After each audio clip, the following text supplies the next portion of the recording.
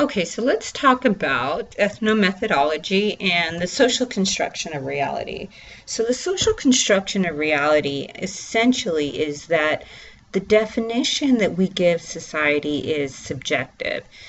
And this can be a challenge for people to understand because we tend to think of how we perceive society to be is that of reality. But the truth is that we construct our reality through our interactions with others, and that we have a whole slew of background assumptions that we use in order to navigate our everyday lives.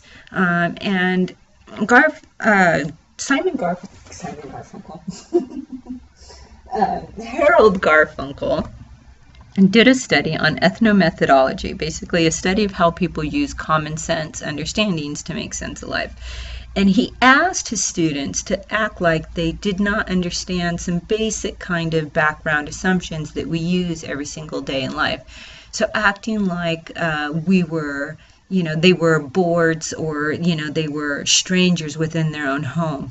And the result is that through this kind of everyday common sense understanding or navigating participant observation in society, this type of field work that you actually just experienced when you broke a social norm shows us the way that people react to you when you act as though you don't understand those simple kind of background assumptions, norms, or values of society.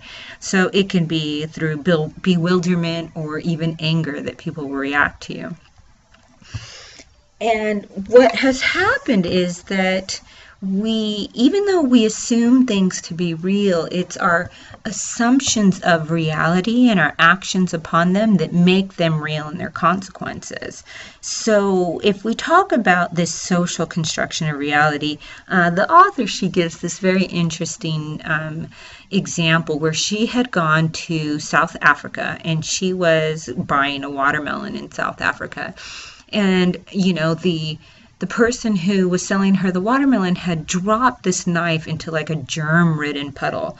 For her, from a Western perspective, there were germs, there were microbes on the knife, and he offered to cut the watermelon for her, to which she replied no, obviously, because she just watched him drop this knife and then just wipe it off on his, basically his apron or pants, like there was no real issue, and never actually wash it off.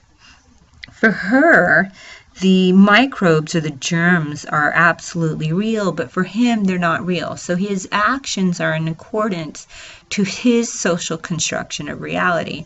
And for him, the germs don't exist, whereas for her, the germs absolutely exist. And so it's not really the germs that are making us believe that they are real, but it's actually society that makes us believe in the germs. So in other words, it's our socialization process that gets us to believe in the reality we perceive, as opposed to the reality socializing us into understanding that that's true. If you think about it in terms of, understanding whether the world was flat or round, or whether the earth circles the sun, or whether the sun circles the earth, it's our understanding of society, our socialization, that helps us to see things for what they are.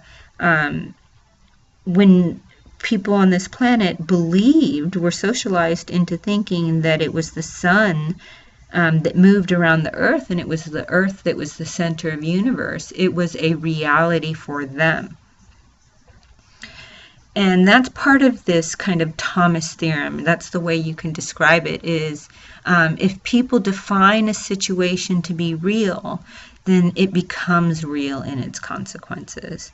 And we have an example of this today. We won't go too far into it, but our idea is the social construction of racial groups. And we assume that racial groups are based on biology, but scientists agree that racial groups are completely not related to biologies. What we assume racial groups to be, these phenotypes, these external kind of symbols of racial groups, have very little to do with actual biology, and mostly are attributed to actually the census and how we categorize people into one group or another. And these actually change over time. They change from year to year and from society to society. In some cultures, it's based on class, and they have colors like cinnamon.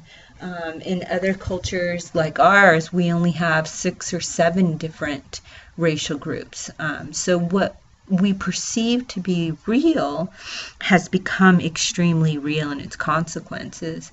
But the reality is that the assumption there is a social construction. So hopefully this helps. We're done for this chapter, and I will see you soon.